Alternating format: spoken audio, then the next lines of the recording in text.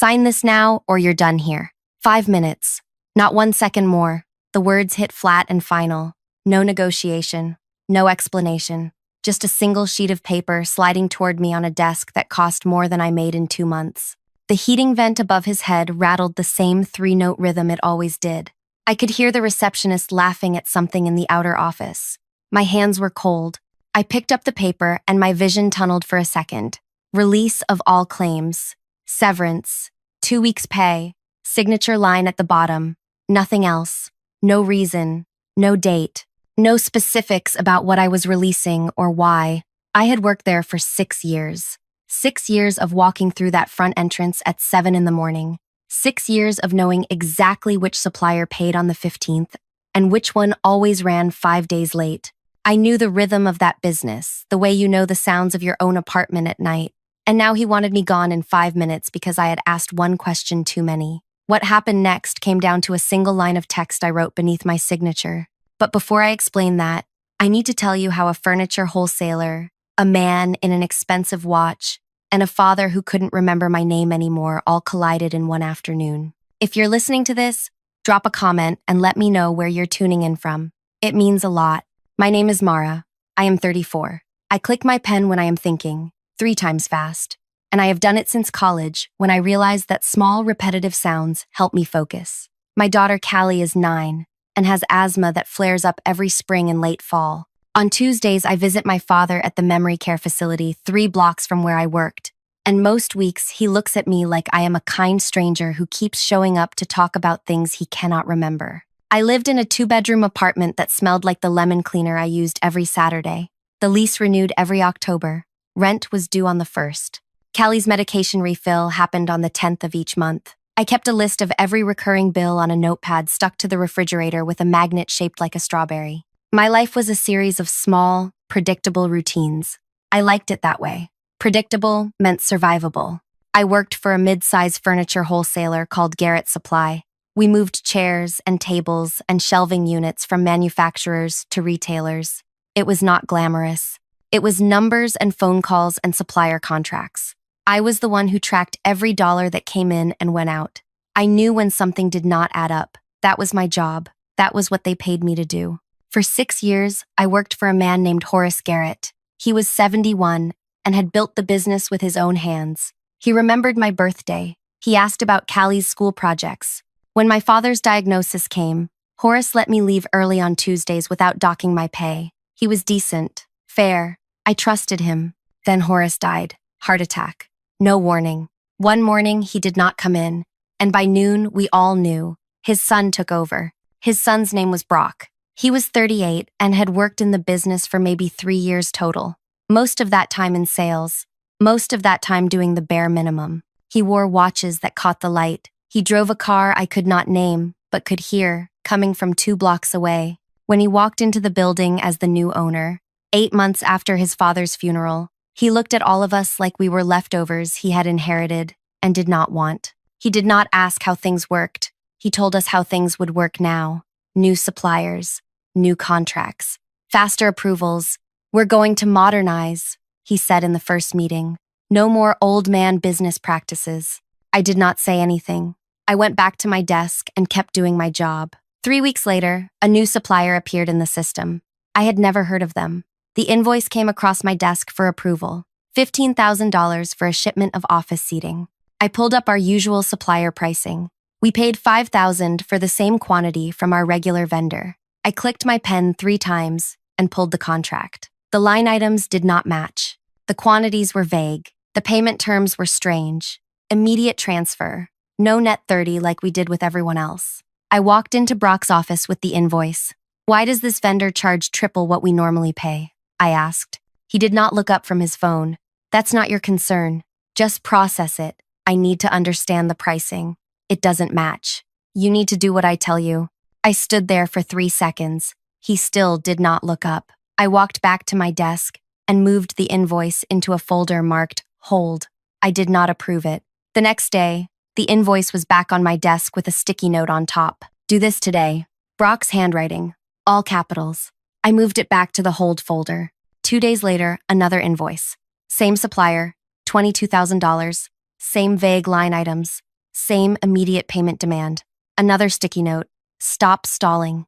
I did not approve that one either. I started looking deeper.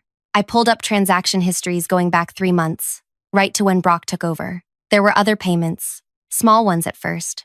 A few thousand here and there to vendors I did not recognize. Then, larger ones. They all had the same pattern.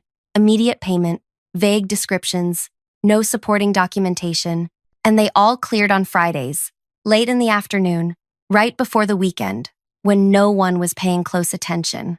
I clicked my pen and ran the numbers.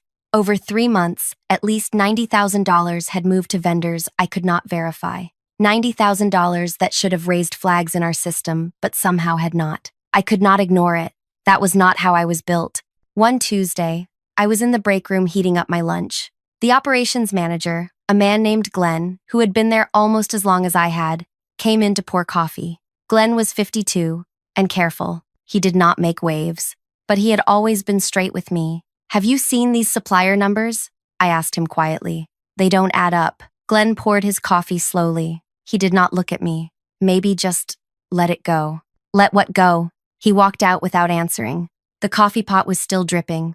I stood there, holding my container of leftover pasta, and felt something cold move through my chest.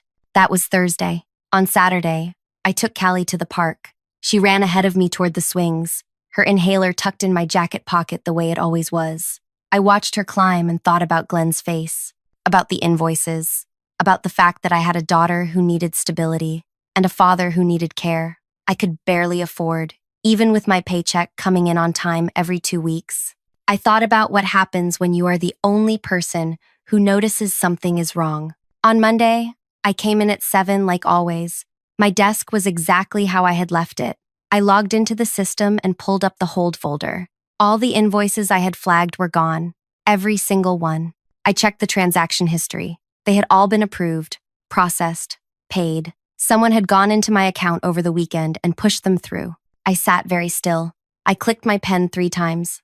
Then I stood up and walked to Brock's office. Did you access my account this weekend? I asked. He looked up. He smiled. It was not a friendly smile. I have access to every account. I own this company. You can't just approve payments without what? Without asking you? I don't need your permission, Mara. The way he said my name made my skin crawl, like it was a joke, like I was a joke. I'm the financial controller, I said. That's my job. If something doesn't look right, your job, he said, is to do what I tell you. That's it. If you have a problem with that, we can talk about whether you want to keep working here. I walked back to my desk. My hands were shaking.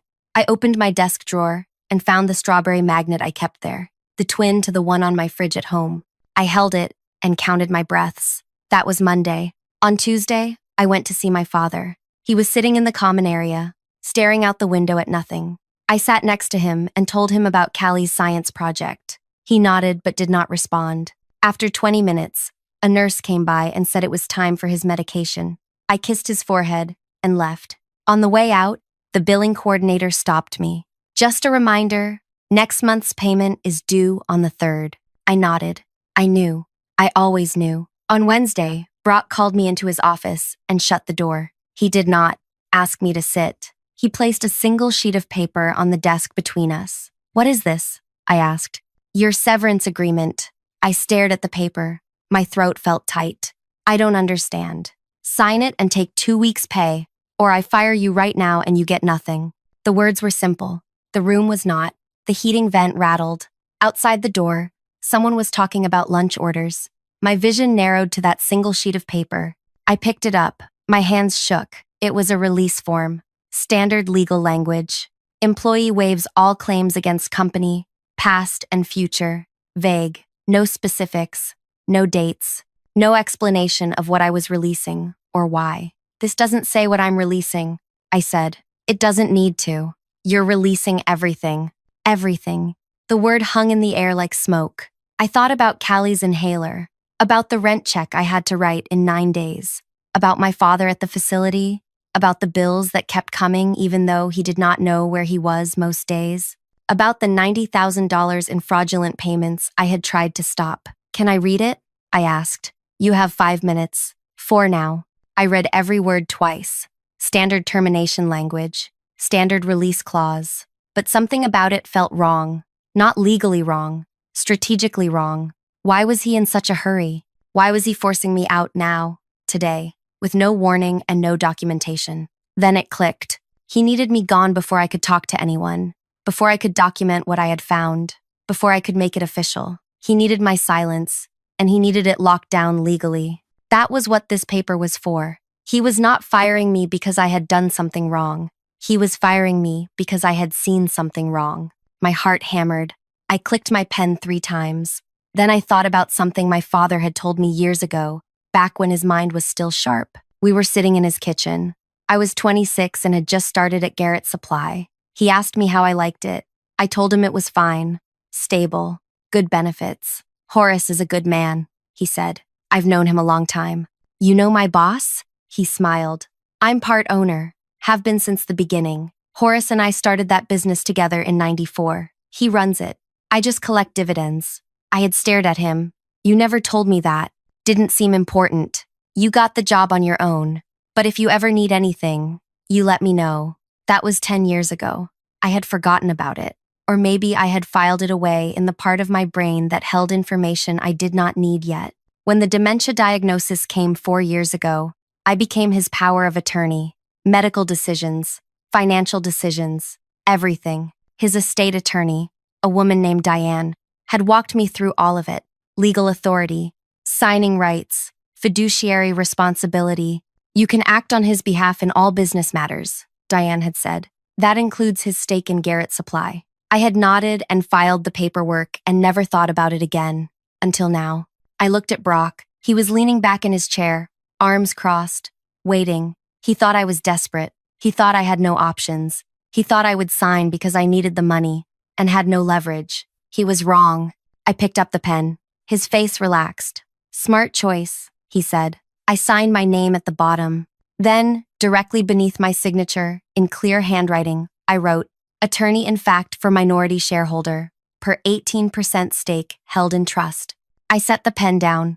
Brock barely glanced at what I had written. He was already reaching for the paper, already smiling like he had won. Good, he said. You can leave now. 2 weeks' pay will be direct deposited. I stood up. I walked out of his office. I did not say goodbye to anyone. I walked through the front entrance, past the receptionist who was still laughing at something, past the parking lot where Brock's expensive car gleamed in the sun. I got in my car and sat there for 30 seconds. My hands were still shaking. Then I drove straight to Diane's office. She was a small woman with gray hair and reading glasses that hung on a chain around her neck. Her office smelled like old paper and coffee. She looked up when I walked in. Mara, what's wrong? I just signed something, I said. I need you to make a call. I explained everything. The invoices, the payments, Brock's demands, the severance paper, the line I had written beneath my signature. Diane listened without interrupting. When I finished, she took off her glasses and leaned back in her chair. Do you know what you just did? She asked. I signed a shareholder request. You triggered the review clause. The original partnership agreement between your father and Horace Garrett included a provision. Any shareholder or their legal representative could demand a full financial audit by formal written request. You just made that request. In writing. Signed and dated. Brock accepted it the moment he took that paper from you. My chest felt tight. What happens now? Now, Diane said. We exercise that right. I'll call the audit firm we keep on retainer. They'll send a team. Brock will have 72 hours to provide full access to all financial records. Or he'll be in breach of the partnership agreement. If he's been moving money the way you described, they'll find it. He'll fight it, I said. He can try. But the clause is ironclad. Horace insisted on it when they formed the partnership. He wanted protection. Your father has 18%. That's enough to trigger review. And you have legal authority to act on his behalf. Brock just handed you the keys. I sat there trying to process it. He didn't even read what I wrote. Men like him don't read, Diane said. They assume. She made the call. I sat in her office and listened to her speak in calm, precise legal language. Formal audit request. Minority shareholder rights. 72-hour compliance window. When she hung up, she looked at me. They'll be at Garrett Supply in 3 hours, she said. 7 people. Forensic audit team. They don't wait. I drove home. I sat in my car in the parking lot of my apartment building and stared at the steering wheel. My phone was in my lap. I thought about calling someone. But who? Glenn would not help. No one else at the company knew what I had found. I was alone in this. Callie was at school. I went inside and made tea. I did not drink. I sat at the kitchen table and stared at the strawberry magnet on the fridge, the list of bills, the routines, the predictable life I had built. At 4:15, my phone rang. Unknown number. I answered. Is this Mara? A man's voice. Formal. Clipped. Yes. This is Richard Halford. I'm lead counsel for the audit team your attorney retained this afternoon. We're at Garrett Supply now. I need to confirm a few details. My heart hammered. Okay. You signed a document today with your legal designation as attorney in fact for a minority shareholder. Is that correct? Yes. And you invoked the financial review clause contained in the original partnership agreement dated April 1994. Yes, I think so. You did. We've just informed the current owner. He's not pleased, but the clause is binding. We'll be conducting a full forensic review starting immediately. I'll need you to come in tomorrow morning at 9 to walk us through the transactions you flagged. Can you do that? Yes. Good. Bring any documentation you have. Notes, emails, anything. He hung up. I sat there holding the phone. It felt surreal, like I had pushed a button and set something in motion that I could not stop now even if I wanted to. I picked up Callie from school at 5:30. She climbed into the car and told me about her spelling test. I listened and nodded and drove us home. I made dinner. I helped her with homework. I put her to bed at 8. Normal, routine, predictable. Then I sat on the couch in the dark and waited. At 9, my phone buzzed. A text from a number I did not recognize. This is Glenn. I heard what happened. Be careful. I stared at the message. Be careful. That was all. No explanation. No support. Just a warning. I did not sleep that night. I lay in bed and listened to the sounds of the apartment, the fridge humming, the neighbor's television through the wall, Callie's breathing from the other room. I thought about Brock's face when the audit team walked into his office. I thought about what they would find. I thought about what happens when you are the only person willing to say something is wrong. At 7 the next morning, I dropped Callie at school and drove to Diane's office. She was waiting. Ready? She asked. No. Good. Neither is he. We drove to Garrett Supply together. The parking lot looked normal. Same cars, same building. But when we walked inside, everything felt different. There were people I did not recognize standing in the hallway. Strangers in business clothes, carrying file boxes and laptops. The receptionist looked pale. Richard Halford met us in the lobby. He was tall and gray-haired and carried a leather folder. Mara, good, come with me. He led us to a conference room I had never been in before. The table was covered with papers. 3 other people were sitting there, all of them focused on laptops. One of them looked up when I walked in. You're the controller? I was. We need you to walk us through the flagged transactions. Start from 3 months ago. I sat down. For the next 4 hours, I explained everything, every invoice, every vendor, every payment that did not make sense. They took notes. They asked questions. They pulled up records on their screens and cross-referenced my answers. At noon, Richard stood up. We have enough, thank you. What happens now? I asked. Now we finish the audit. We'll have preliminary findings by end of business tomorrow. If what you've described is accurate, and based on what we've seen so far, it is. This will move quickly. I stopped.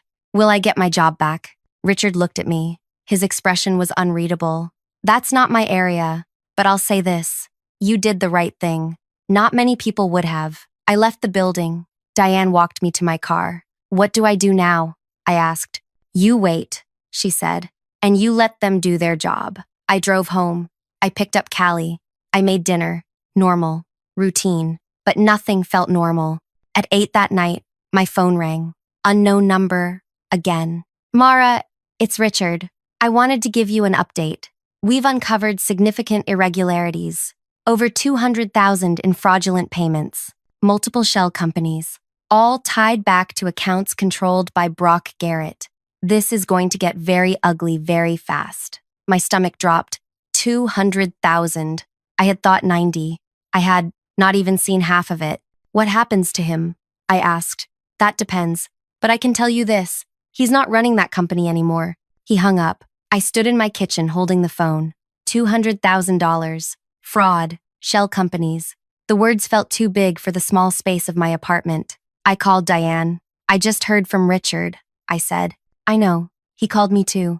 Mara, this is bigger than we thought. The audit team found evidence of systematic theft, wire transfers to fake vendors, falsified invoices. Brock has been siphoning money since the day he took over. What do I do? Nothing. You've done your part.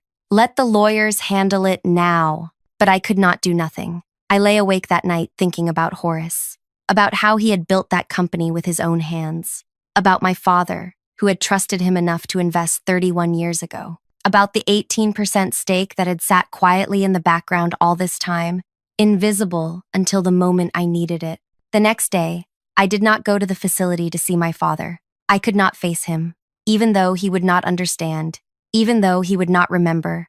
I felt like I needed to have an answer first. I needed to know how this ended.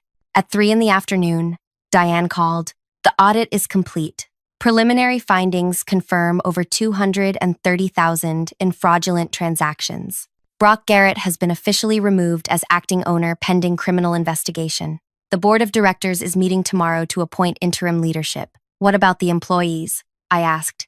That's up to the board. But Mara, you should know. Your name came up. They want to meet with you. Why? Because you're the one who found it. And because you have legal standing as your father's representative. 18% gives you a voice. I did not know what to say. The meeting was set for Friday morning. I wore the same clothes I used to wear to work. I dropped Callie at school and drove to Garrett Supply. The parking lot looked smaller than I remembered. Brock's car was gone. Inside, the receptionist, a woman named Paula, who had always been kind to me, looked up. Mara, they're waiting for you in the conference room. I walked down the hallway. My hands were cold. I clicked my pen 3 times in my pocket. The conference room door was open. 4 people sat at the table. I recognized 2 of them, board members I had seen at company events. The other 2 were strangers. Mara, please, sit. I sat. The man at the head of the table was in his 60s.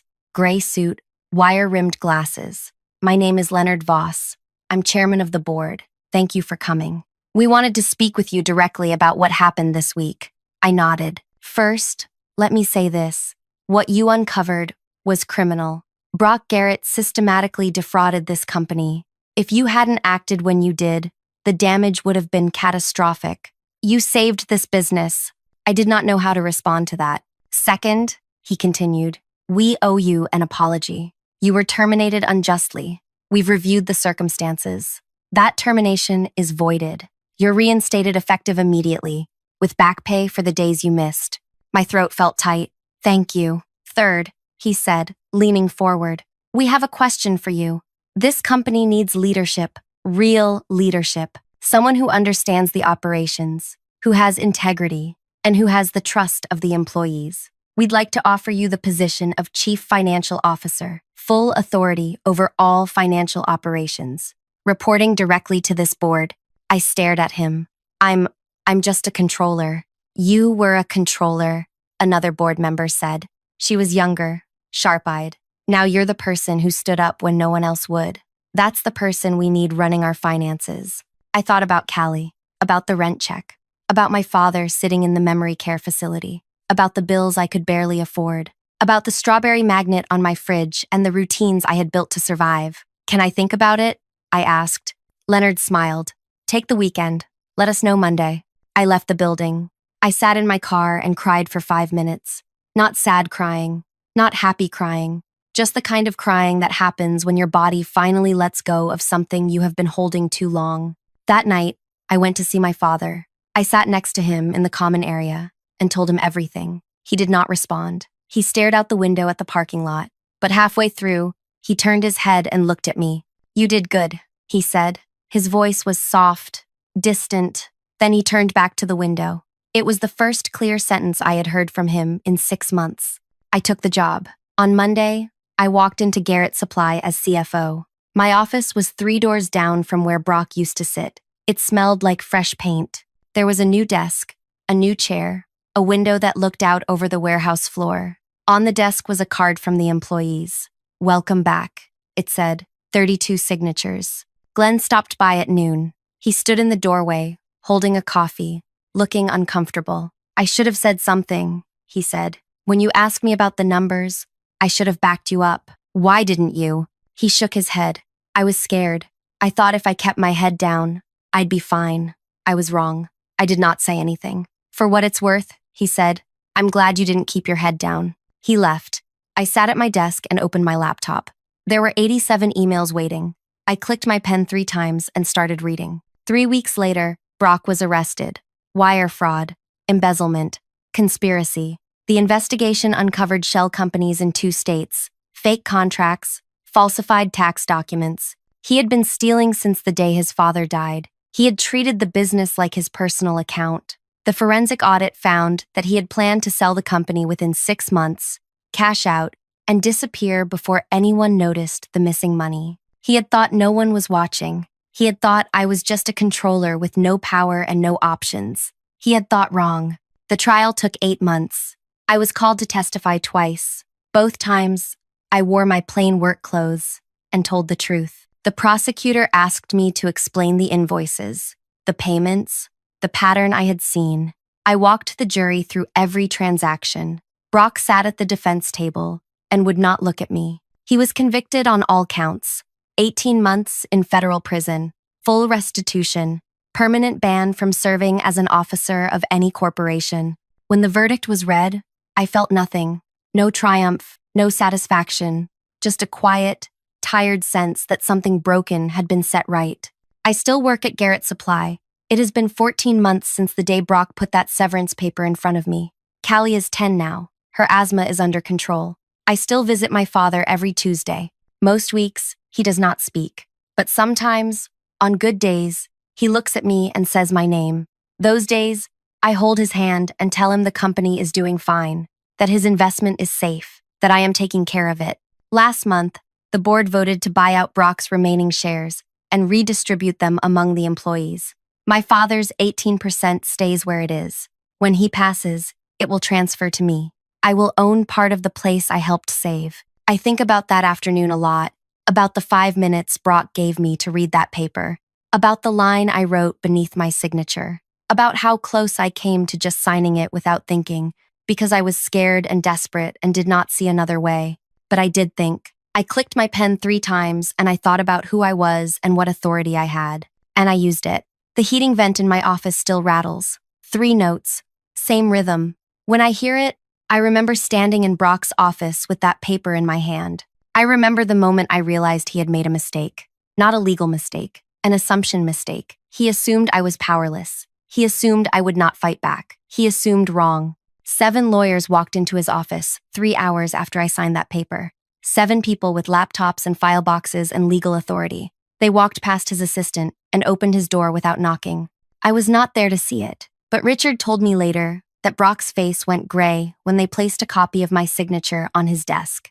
When they explained what I had invoked, when they told him he had 72 hours to open every financial record he had been hiding. He tried to argue. He tried to claim I had no authority. They showed him the partnership agreement. They showed him my power of attorney. They showed him that his father and mine had built something together, and that the protections they put in place 31 years ago were still alive, still binding, still enforceable. He had wanted my signature. He got it. He just never asked what power that signature carried. I keep a copy of that severance agreement in my desk drawer now. I do not look at it often, but it is there. A reminder that sometimes the smallest line of text can change everything. That authority is not always loud. That power is not always visible. Brock thought he could erase me in 5 minutes. Instead, I erased him. Not with violence, not with spectacle, just with the truth, a pen, and a single line of text he never bothered to read. If you made it this far, thank you for listening to my story. If it meant something to you, I'd be grateful if you'd hit the like button, drop a comment, and subscribe so you don't miss what comes next.